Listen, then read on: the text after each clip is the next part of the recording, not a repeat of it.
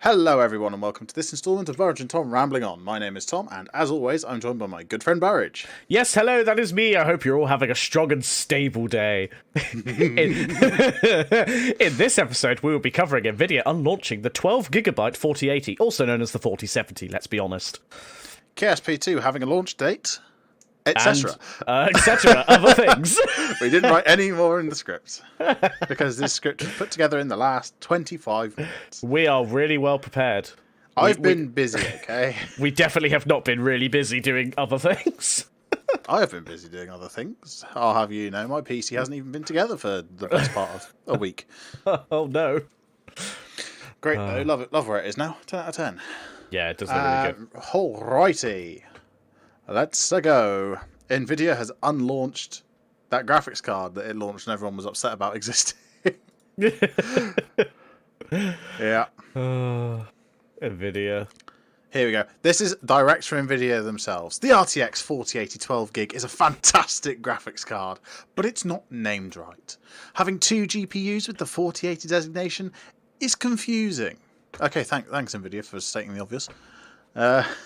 So we're pressing the unlaunch button. They have a button for that.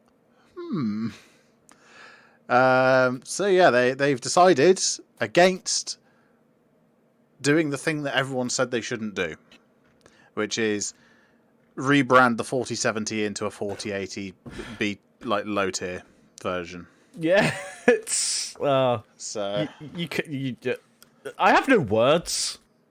he has Honestly, no word. I just don't like. I'm going to buy you a dictionary for Christmas, then you'll have plenty of words. Yay! Yay! It just baffles me. Like, this is the problem. NVIDIA still are just uncontested in the graphics card market, so AMD exists. They don't do much though.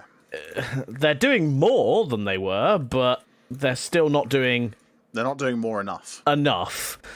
Enough So enough more. So, you know, it is letting NVIDIA get away in the same way that Intel was getting away with nonsense for the best part of what, 6-7 years. Yeah. It just although then unlaunching it surprises me. Are they worried about the RDNA 3 cards that are coming? Do they know something we don't? And they're like, we better get our act together, or is this just a case of I don't know if it's necessarily that. I think they're just like they're doing the rare thing of a large company listening to user feedback outside of a untested you buy this game early program and beta test it for us. Also, just having a look at the NVIDIA website, and for the page for the 4090, because that was linked on there, they have a demo of Portal, and if that RTX on versus RTX off thing is accurate, then damn, Portal looks real fancy with RTX. holy moly! Yeah, you see what I mean? You can like slide it across and see the difference. I kind of want to launch Portal on mine because I have RTX. I can turn RTX on it. So I might have to try that. Well, yeah.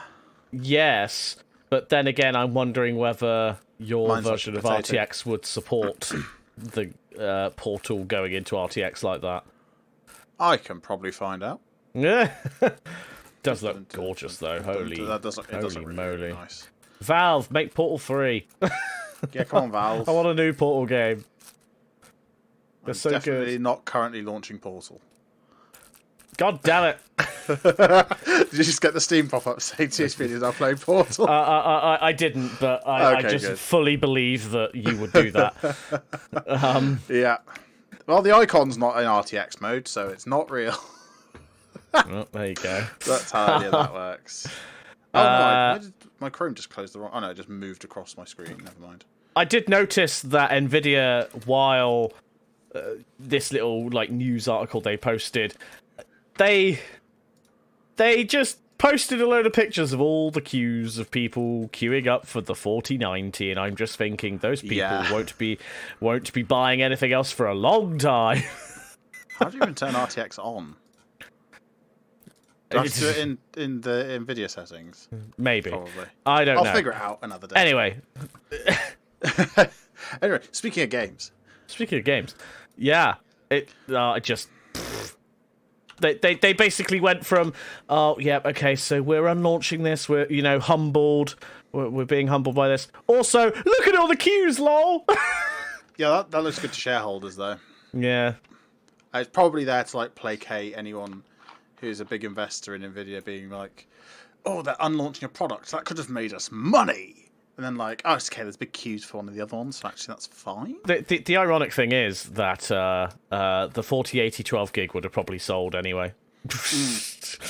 All the people complaining about it would have ended up going, eh. Well, yeah. All the people complaining about it would have been the ones buying it, because they're like, yeah. "Oh, well, we can just save like this much performance for this much price." Yeah. And it's still classed as like the one of the top of the range cards. Yeah, exactly. So, So yeah, it's just people being people in it. Details. Yeah. Can I optimize this game No. for Nvidia? I'm now in the GeForce Experience app tinkering. Well, instead of doing that, you should probably move on to your next topic. My next topic. Yes. I disown this topic now. You KSP2, the good old game Kerbal Space Program, where you yeet poor little green geezers into space, not always in a pressurized container. The sequel's been in development for a long, long time, with a huge history of issues. Look into that at your own leisure. But KSP2 finally has a release date, entering early access on February 24th, 2023, which feels like a long way away, but is actually next year. Yes. My brain still hasn't accepted that we're in the 2020s now, despite the fact we've been in the 2020s for a long while. time.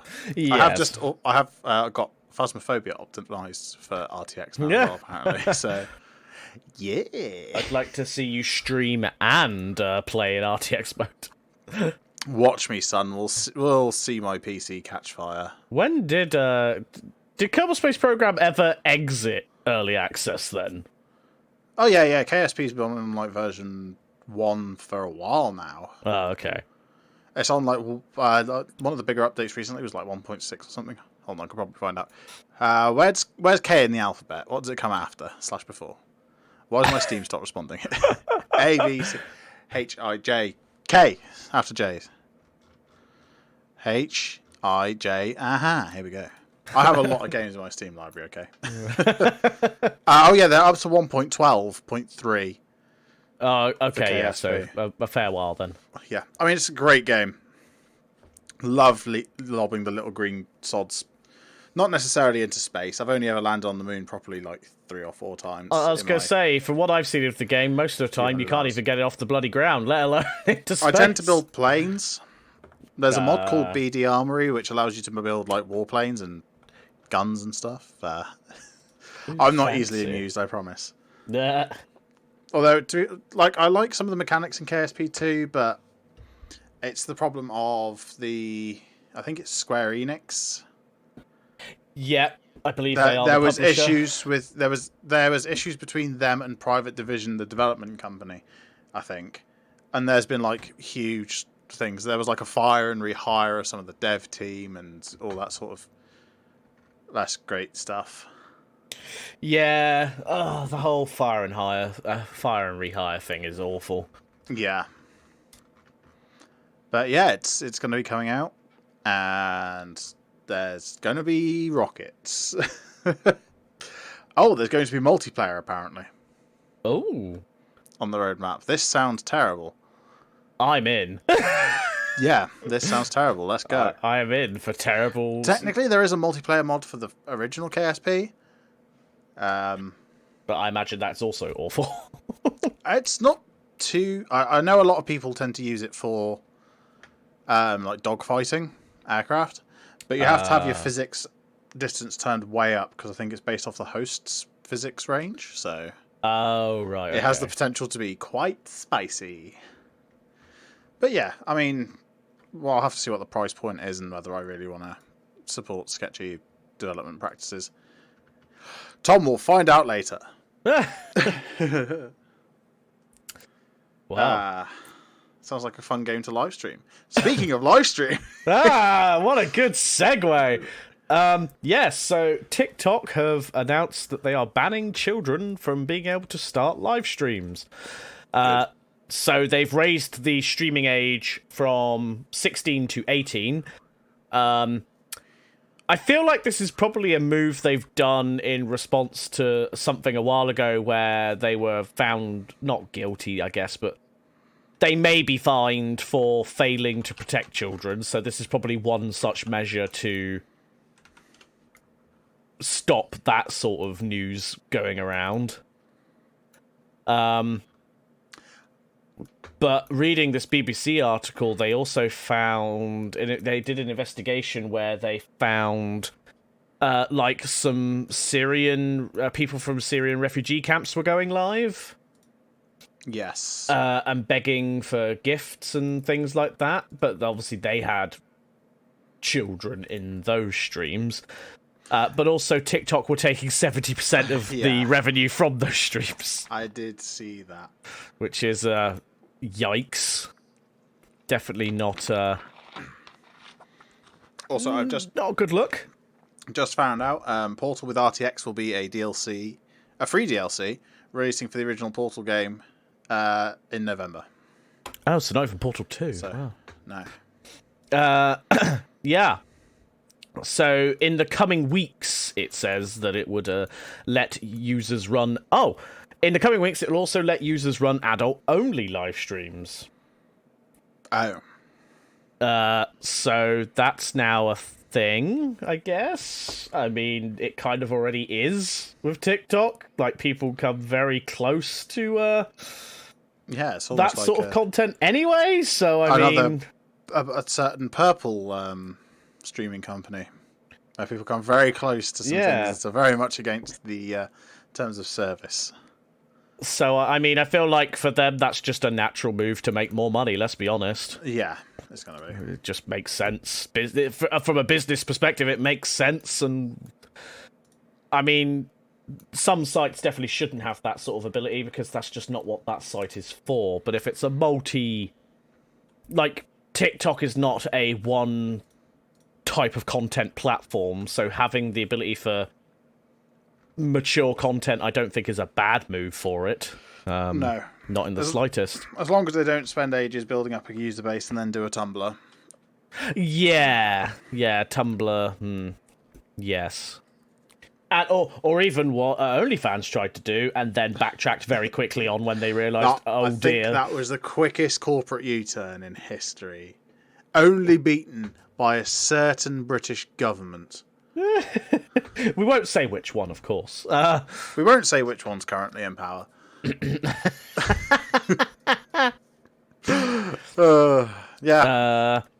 It's not clear how they're going to enforce the age restriction at the moment, though. Like, is it just going to be a big old tick box? Yes, I confirm I'm over 18. Well, that's how a lot of companies got around the UK law when they brought it in, wasn't it? They just had a tick box. Happy birthday to my Steam account being born on the 1st of January 1900. Yeah. Every year. Yeah, every time I go onto it, it's just, I can't be bothered to keep putting my age in, even though they should know my age by now. Yeah, literally. The thing is, I think it actually says at the bottom now that it is not stored. No. So... I was just born 1st of January 1900 because why not? Yeah, I have another just a quick mention thing that I forgot to write down about, but yeah, you can now actually just straight up buy a Steam Deck. There is no longer a waiting list. They've got through it. Oh, you can now click order and it will be at your house within the next 2 weeks. Nice. On any of the models. And the dock is out now as well. The dock's like £80. Blimey. Which feels like a lot, but if you compare it to like a Thunderbolt dock by like Dell or HP, you're looking at £180 to plug your laptop in. So it's not that bad, despite the fact it's not technically Thunderbolt. But, you know, it's not terrible. So yeah, you can buy yourself a Steam Deck now. There you go, and then you can live stream on your TikTok account. As long as you're over 18. As long as you're over 18. No ticking and or talking. Speaking of games and video content, yeah.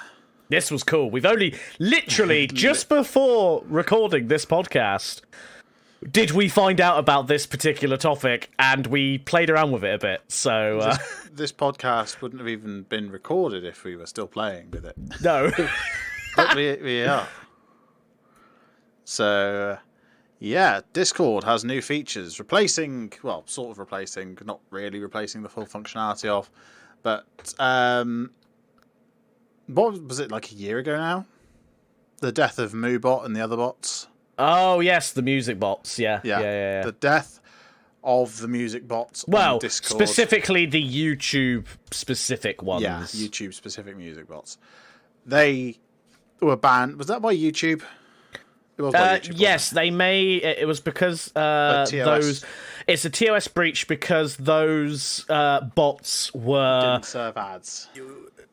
No, it wasn't that they weren't serving ads. It was that they were using YouTube Premium functionality by drawing, like, getting the content of videos, which then wouldn't play ads. Through the API, and because of that, it was bypassing a TOS restriction because they were also charging for the feature. Because they were charging for, like, YouTube features through their bots, that was against the TOS. Okay, yeah. I believe was what it was. We think.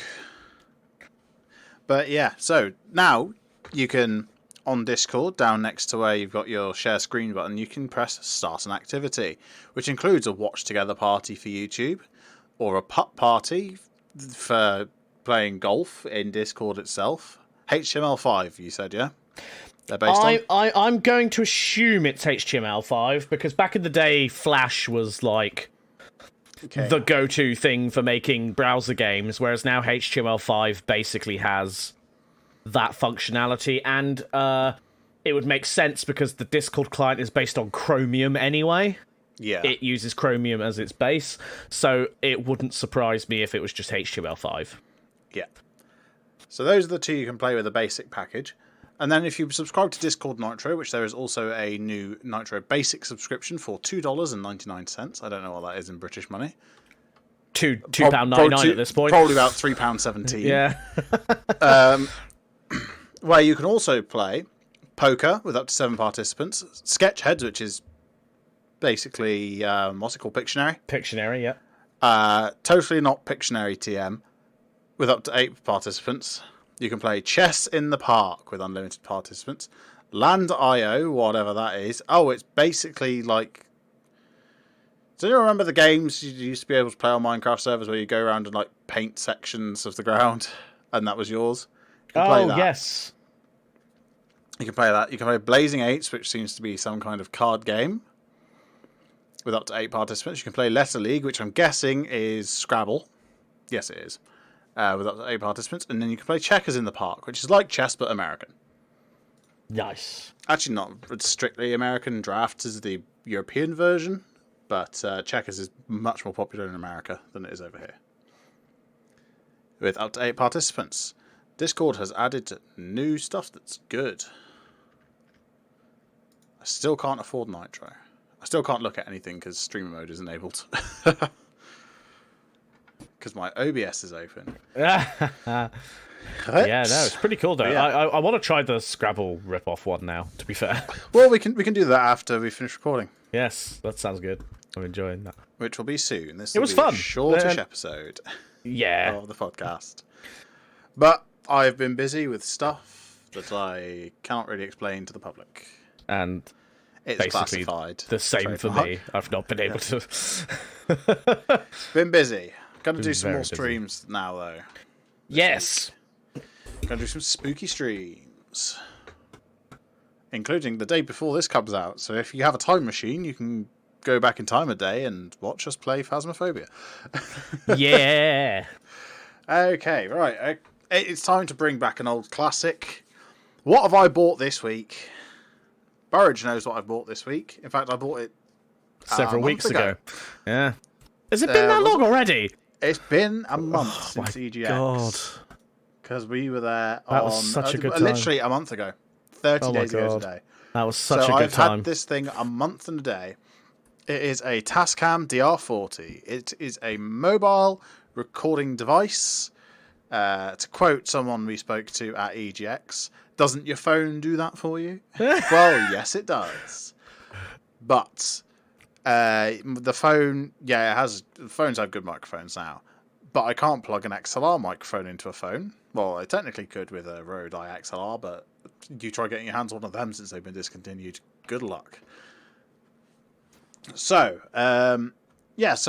originally we were going to try and record an episode of the podcast actually at EGX. The logistics of that didn't work out. It was kind of very loud in there. Although it did make for a good bonus content if you're subscribed to us on our forums. Turned out we probably could have actually got away with making an episode there if I'd have known how to use it when we first got there. Yes. But the first audio clip we had sounded like garbage because I didn't have any of the settings correct, and I basically held it inside my mouth. Lesson learned.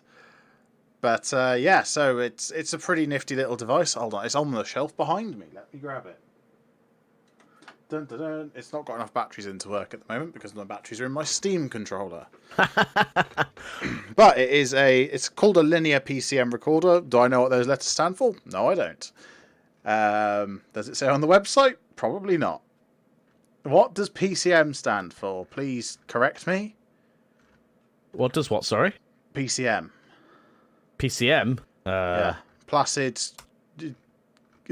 carbon monoxide? Parking control management. PCM. Pulse code modulation? Oh, that sounds about right. Oh yeah, Dolby Digital Technology, digital audio. Yeah, PCM. Pulse code modulation, I'm going to guess. But yeah, it's a great little recorder. It can record using the two built-in microphones, which you can have in either in any number of patterns because they're opposable. You can also switch it to a mode where you can use just the XLR inputs on the bottom. So say if we had interview microphones, we could do that. Or you can use all four simultaneously.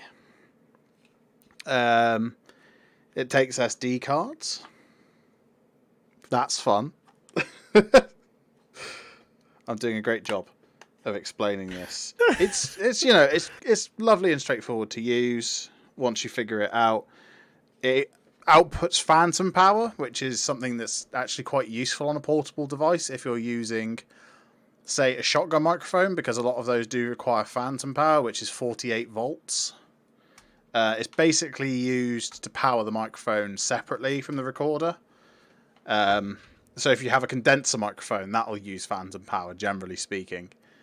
It's like my first microphone was a questionable quality Amazon cheapy special that I had to use phantom power on my mixer for because otherwise it no work. So the fact that you can output phantom power with this in the field is great. Means that you can attach a cold shoe to the bottom, attach it to the top of a camera, and then run a proper Rode shotgun microphone into it. What are the Rode shotgun microphones even called? Rode is not sponsoring us, but if they would like to give me loads of microphones, I would. I mean, I was going to say, me and Tom are very. We're part of the Rode gang. Is it the NTG5? NTG? Oh yeah, the NTG series. NTG up to 8. There is also just the video mic, I think it's called. Yeah, those are TRS cables though instead of XLR. Right, got you. XLR does phantom, TRS does not. But XLR has more poles. It has 3 poles. Maybe 4. I don't know if the outer casing is ground. Could be. I don't know the schematic, okay? I'm not a sound engineer. I'm just good at figuring this stuff out as I go. Premium shot, high pass filter, lightweight, 105 grams. Perfectly shaped to put in a hot dog bun or do other things that you might do with perfectly cylindrical objects. Wink. Oh, you can buy a remote controller for it. An RC10. Whatever that means. What? Yeah, you could buy. We could have a remote control for it. Oh my goodness. There you go. To be fair, like years and years and years ago, we're talking like a decade now. Back when, when every young kid's dream was to be a YouTuber, as opposed to nowadays, where every young kid's dream is to be a person on TikTok. I was looking into Tascam stuff, and I was always looking at like a one of those DR60s. One of the ones that you attach to the bottom of a camera in the field as a big field recorder. But now that I got one of these, it fits in your pocket. It's a darn sight easier than bolting it to the bottom of your camera. That and our camera was an iPhone, so I don't know how you bolt anything to an iPhone short of making a bracket for it. Which I ain't doing. That's too much work. I've run out of things to say. Yeah, good recorder. We can record podcasts in the field with it now. So, yeah. We can produce more things. More content for Bluetail. Yeah.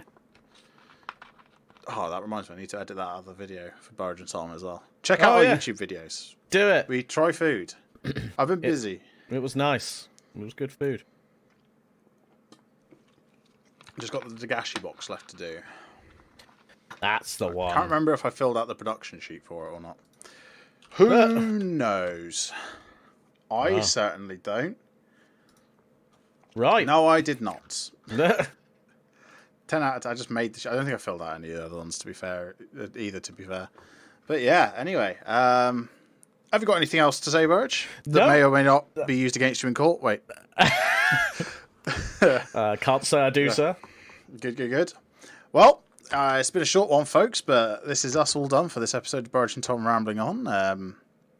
Our other episodes are usually longer, but this week has been a bit of a mad scramble to get everything done. The fact that my PC couldn't even be turned on until like 2 days ago because of rearranging my room and buying furniture and stuff. If you like what you heard and you want to hear more, you can subscribe to Burridge and Tom over on YouTube or follow our podcast on your favourite podcast source. Or follow us on Twitch. We do things on there. We do. If you really like what you heard, then you can support us over on our forums. I don't know where the button is, but I'm sure Burridge will be able to tell you. What are you doing? I see you typing things. In your user settings. In your user settings. Yes. That's sensible, I guess. If you want to get involved with the community, then you can join our Discord or tweet at us on Twitter. The links to all these and more are available over at burridgeandtom.com. As always, I've been Tom. And I've been Burridge. Did you highlight that so I knew where I was in this paragraph? Yes. Okay. Thank you so much for listening, and we'll be back next time with more nonsense. Goodbye. Goodbye.